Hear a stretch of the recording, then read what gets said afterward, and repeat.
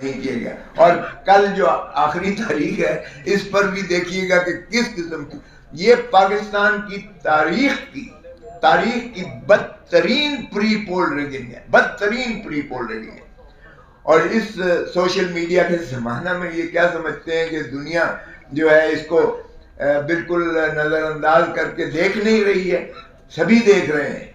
سو اگر آپ نے یہی فیصلہ طے کر کے آئے ہو لندن پلان کے مطابق کہ بادشاہ سلامت کو چوتھی مرتبہ وزیر اعظم بنانا ہے، تو پھر خدا را یہ کیوں اذیت اور کرب میں قوم کو ڈال رہے ہیں؟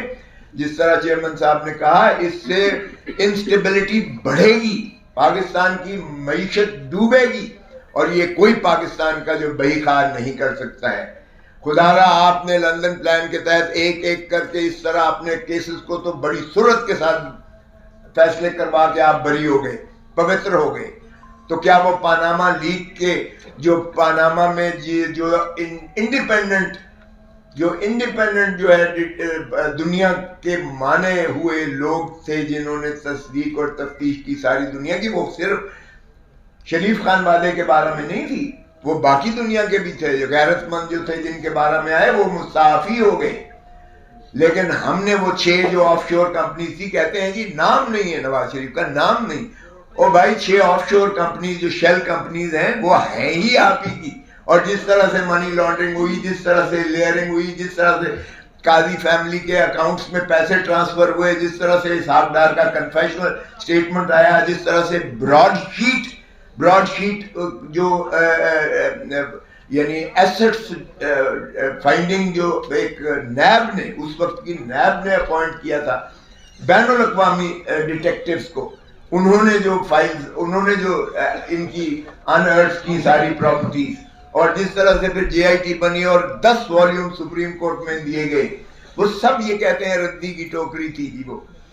تو پھر تو ماشاءاللہ آپ تو پوتر ہو گئے، اور بعد میں آپ دھرتی ماں کو لوٹنے کا جس طرح سے آپ نے ہر دفعہ مرتبہ کیا ہے، آپ چوتھی مرتبہ پھر لوٹ کے جا رہے ہیں.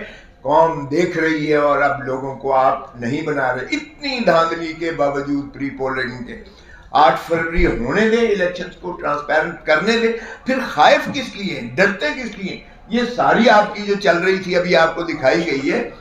بلے کے نشان کو کیا آپ چاہتے ہیں کہ دیکھیں پاکستان، ہندوستان اور بنگلہ دیش میں یہ کیوں کر سمبل رکھا گیا ہے؟ یورپ میں تو سمبل نہیں ہے کیونکہ وہاں سب ایجوکیٹڈ ہے.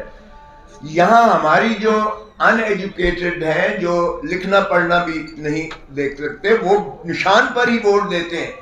تو آپ پاکستان کے غریب آدمی کو، کسان کو، مزدور کو، دہقان کو، ایک محنت کش کو آپ اس کے بنیادی حق سے محروم کرتے ہیں جب آپ سمبل کو ہٹا دیتے ہیں.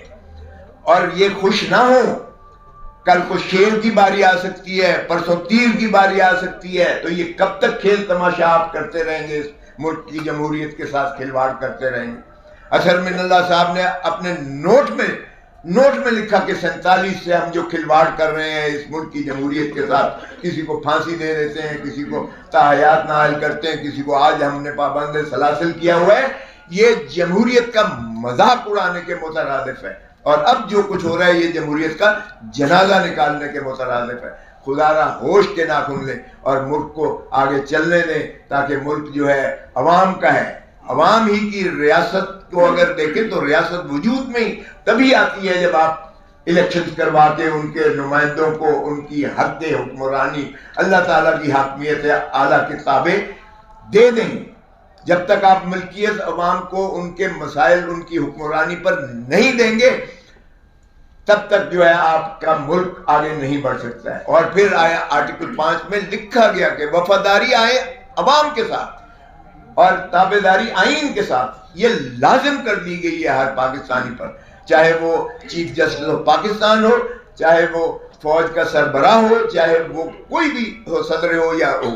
سو تابعداری اور وفاداری عوام اور آئین کے ساتھ ہے. تو اس کو ملحوظ رکھتے ہوئے الیکشنز کو فیئر اینڈ فری ہونے دیں، تبھی ہمارا مملکت جو ہے وہ انشاءاللہ ترقی کر پائے گی. Thank you.